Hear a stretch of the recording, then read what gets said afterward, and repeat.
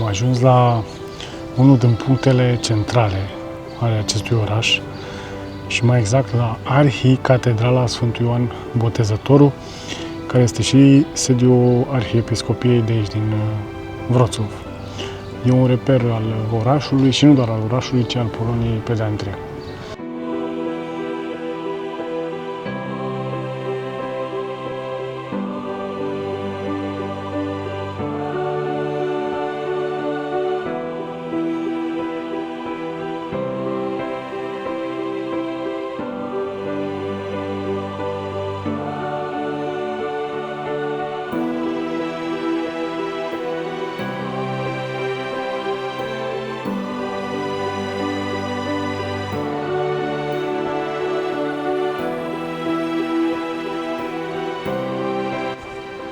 Vreau să caut așa direct acum care e legătura dintre oraș, dintre Wrocław și Papa Paul,